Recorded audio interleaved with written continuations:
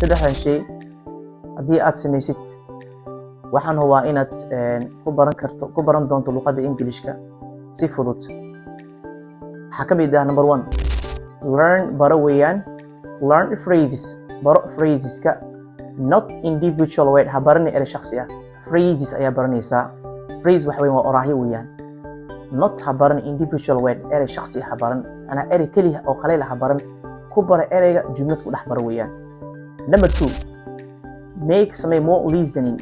make more listening samee dhegeysi fara badan because listening wuxuu qayb ka yahay inaad barato luqadda Englishka. number 3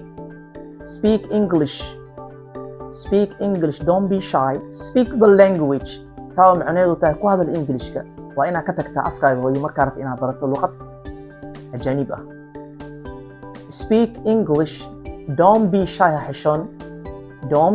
ha xishoon because to speak English inaad ku hadasho Englishka it helps you learn English perfectly ee ka saacidaysaa inaad luqadda u hadasho si horumarsan perfectly ah.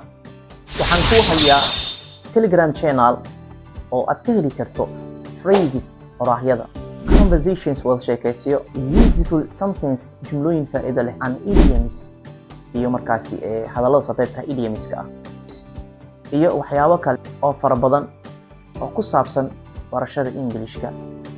linkiga waxa uu yaalaa commentiga ugu horeeya click ku dheh si aad u hesho xog fara badan oo ku saabsan barashada luqadda Englishka. aad u mahadsantihiin. Thank you very much for watching this video. Bye students wherever you are.